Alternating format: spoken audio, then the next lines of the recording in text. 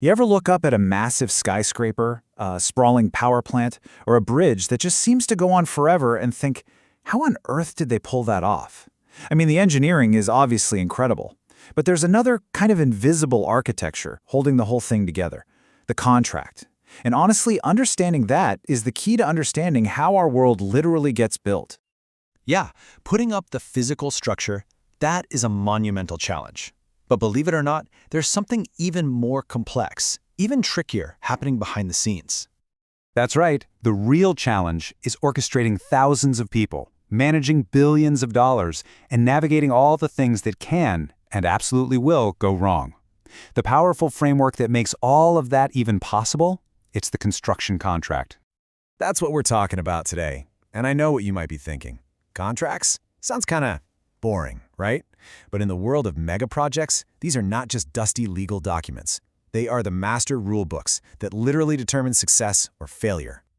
Just think of it like the project's DNA. It defines who's responsible for what, how decisions get made, what happens when problems pop up, and, the most important part, who pays for it all.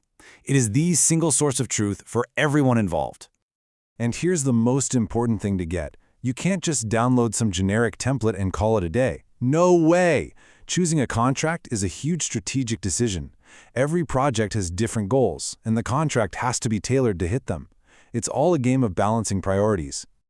And to really get these trade-offs, we need to look at the three fundamental levers that a project owner, the person or company paying for everything, can pull.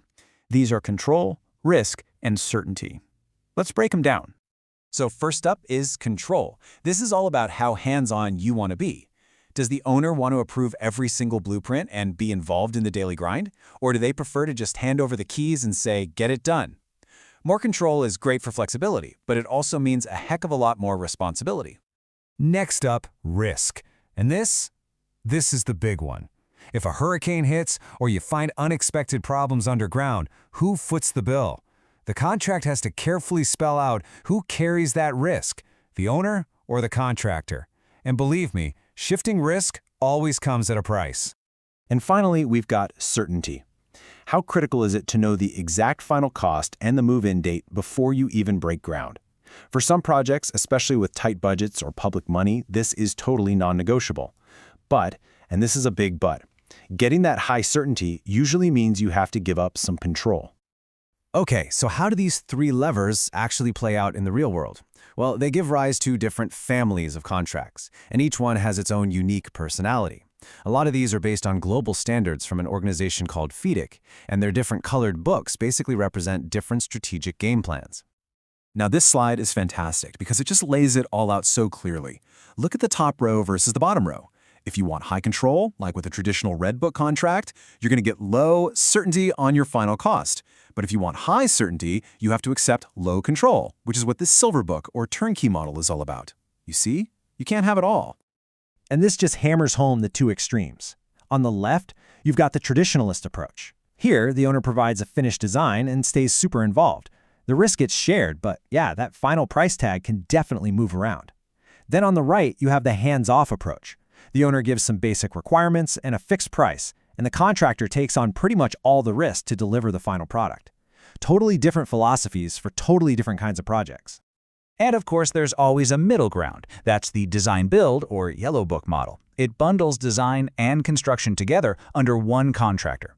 This really helps with coordination and gives you a nice balance of control, risk, and certainty. It's a super popular choice for complex stuff like industrial plants. So look, this isn't just some theory from a textbook. These principles are the absolute bedrock of how the modern world gets built.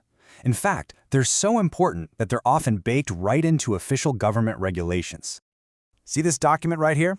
This is from a Ministry of Finance, and it's laying out the specific types of contracts that government agencies are allowed to use. This just shows you how formalized all this is. When a country decides to build new infrastructure, they're not making it up as they go. They're using these standardized, globally recognized rulebooks to make sure projects are managed the right way. But what if you need more than just a building? I mean, what if you need someone to design it, build it, and then stick around to run it for the next 20 or 30 years? Well, that's a whole different level of contract. That's where the design, build, operate, or DBO model comes in. A private company doesn't just build a new water treatment plant or a toll road. They operate it for decades, they take on an immense amount of long-term risk, but they get paid back over time from the revenue the project makes. It's a true long-term partnership, and the whole thing is governed by one massive contract. So after all that, we land right back where we started. Choosing the right contract isn't a legal detail, it's one of the most important strategic decisions an owner can possibly make. It really all boils down to these fundamental questions. How much control do you absolutely need? How much risk can you stomach? Is a fixed price and a hard deadline the #1 priority? Are you just looking for a builder, or do you want a partner for the next generation? And the answers to those questions are what point you to the right choice. So let me be really clear. There is no single best contract. There is only the right contract for a specific project with its own specific goals and its own unique challenges. So the next time you see a crane in the sky, just remember that invisible blueprint that made the whole thing possible. It's a complex balancing act of control, risk, and certainty. The entire project rests on that foundation. Now that you know the levers, which one would you pull?